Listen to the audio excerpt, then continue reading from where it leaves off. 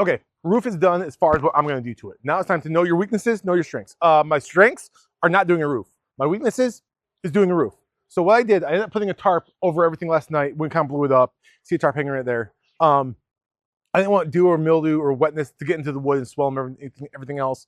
So they're gonna come over, they're gonna do the roof, make sure everything's all buttoned up nice and tight, because like that corner right there, I don't know what I'm doing. I'll make sure it's tight into the roof of my current house perfectly so there's no issues. So we're gonna time lapse them because nobody wants to watch roofs go on for 8 hours straight, because they said it's gonna take about 7-8 hours to do this.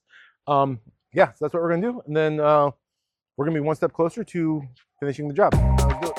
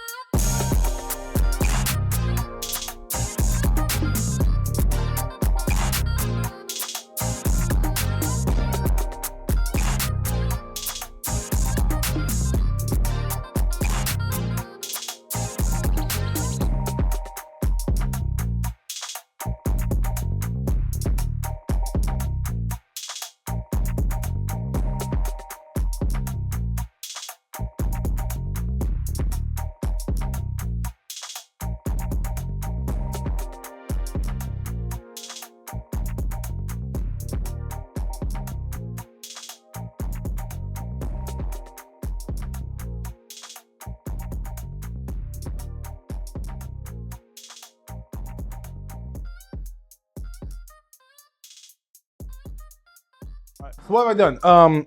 Did a bunch of stuff off camera. Let me tell you what I've done. I added a bunch of boards to the top of the French door because the 2x6 is a little bit bigger than the 4x4 that's there. So I had to bump it out 1.5 inches. So I cut down a bunch of plywood, laminated that together, put it up there. Now I couldn't do 3 sheets because 3 sheets would have stuck over. I'm trying to have a nice flush edge, so I'm mounting drywall. I'm not messing with any weird irregularities with the wood. Problem is, clearly I suck at foaming, so I'm going with R30. The problem is they have R30, so I have the R38, which is about 12 inches thick. You know what I mean? And now I have about 5.5. Obviously, it's going to compress. I get that.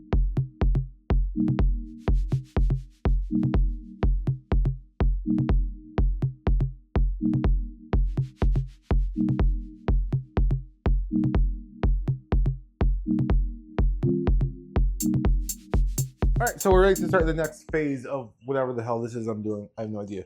All right, what have I done? So we taped all the seams, let that dry. Then I came back, scraped it, and sanded that off. Remudded them, sanded that off. Remudded them again, sanded off. So all the tapes, all the seams have about 3 layers of mud on them, which really means they have about 1 layer because every new layer I put on, I end up basically sanding all that off to go back to the tape. So I suck at drywall. I hate it. It's not what I do.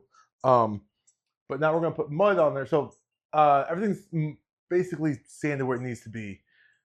We're gonna put mud on the wall and a texture because my wife wants texture because that's what Google says you're supposed to have this texture. I don't fucking know. I don't care. At this point, it's not my project anymore. I'm just doing it to make her happy. So she wants texture. So we have this little roller. I don't know what this is. It's just a texture roller. It just goes on a regular thing. So I got some 90-minute mud. I'm gonna mix it up, pretty viscous. Then we can roll that up and down the walls and let that dry, and that'll be the texture for the walls. If you're really good at drywalling, you probably don't need to texture it. I don't know, but I suck at drywall, so we're gonna texturize it to hopefully hide some of my fuck ups. So that's what we're gonna do next. All right, let's get to it.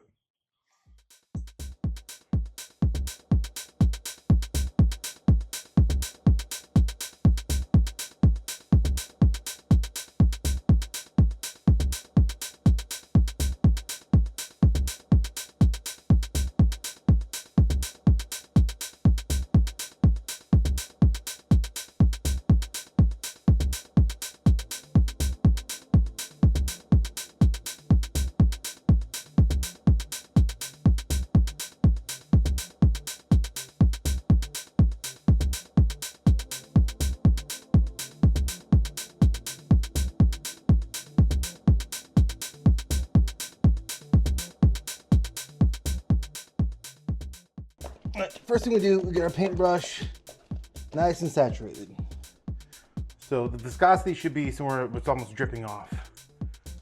Put it on. Stick right here, really thin up there. Once it starts getting thin, go back, add some more. Goopier, doesn't matter. See, that's really goopy. We're gonna blend that all in. All right, across it.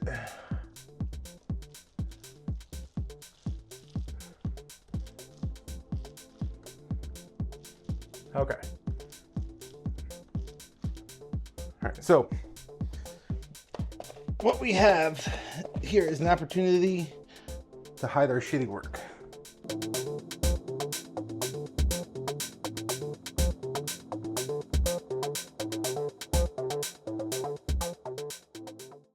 Texture went up, texture's good. You saw the roll on, you saw how he did it. Wife likes it, she's like, that's a lot of texture. It's a little bit too high. So I'm gonna have a sanding block. I'm basically just gonna go over it, you know, lightly, and just, you know, knock down the high spots. That's pretty much all I'm doing. I'm not sanding it away, just any high spot. Just then it's ready for primer, which I don't think it needs, but I'm probably gonna do it anyway because I bought it. And then we're going to paint it green. That's gonna be the color. So yeah, so we're almost getting there. All right, let's do it.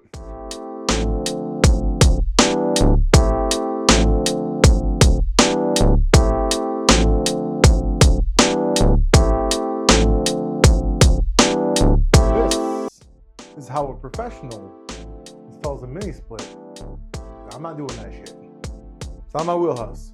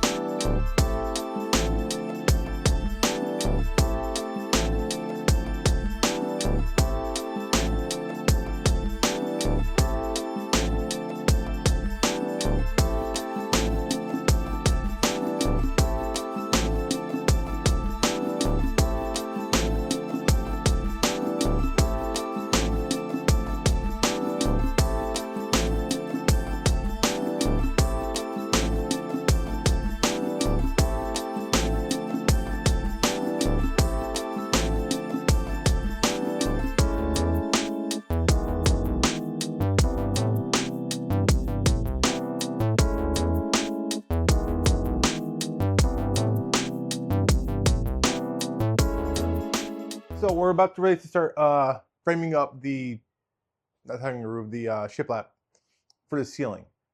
As you can see, my beam is kind of bowed out. So it's flush on that end. It's pretty much flush to the end right here. You can see, never mind those cords. You can see we have it bowed out this way. So what the plan is, I'm gonna take some furring strips, probably 3/4 of an inch.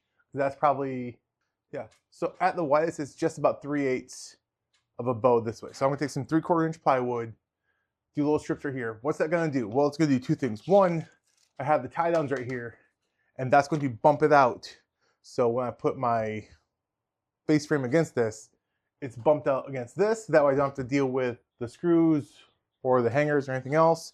And then I'm going to put all along here, reset my laser off the edge of that, off the edge of that. I'm going to basically shave down the insides. So it's a nice straight line all the way through the laser off this beam. So going from edge to edge, there's about 1.5 inch gap because this beam is actually skewed at an angle that way. So I can't manually move the beam that way. So that piece is gonna get cut at an angle. So that's the plan with that. I need to get some strips, probably no more than 4 inches. That's 4 inches right there. I want below that. Plus I need to sand them down. So 4 inches gives me about right there. That way I'm gonna tack up to this side, tack it up to that side, and call it good. I just need to make sure they're all the same thickness to begin with.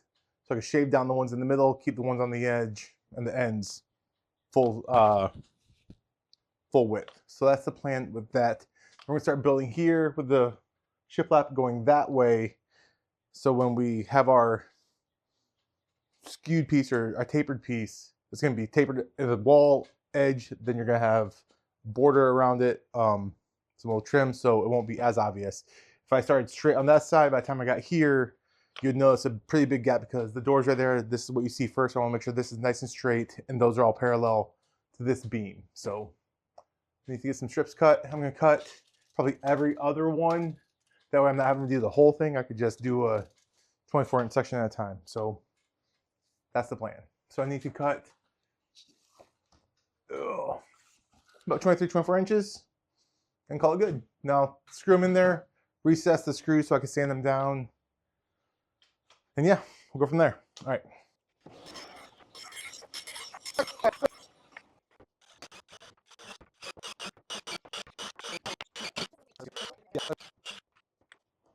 Okay, so boards are cut. I'm ready to start putting them up. So as you can see, this is the bottom of the laser. This is where like the dip is. So if you look over here, the laser is actually down the wall versus this. So it's actually like bows down because, well, it's old board, it's old beam, it's holding the roof, got pushed out. It happens. I don't know when it got pushed out, but it's basically bowed out and it's sagging.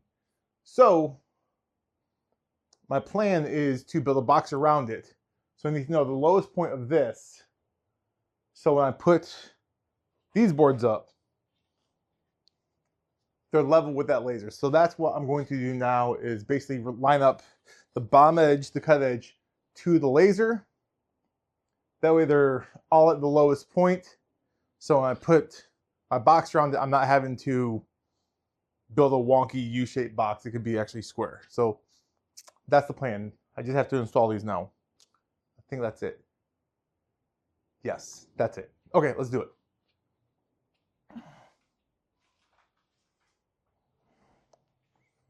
All right. Those are easy enough to do. So with my laser being skirting this, you might be able to see that green right here. So it's just skirting the bottom of that. So I have laser on this board and this board. So as long as I can see lasers on both boards, I know that one, like it's on the edge. And if I have to take a hand plane, I can always come back here with, you know, this little guy and shave off just a sliver of that plywood if I have to. But I think I'm pretty good. Looking at everything else, it's just on the edge of that plywood, which is where I want it. So that's fine. Next, again, next is I have to line up my laser on the outside board to the outside board. Then wherever it dips into here, I gotta carve that away basically to my laser line. So I have to remove this, but keep the outsides.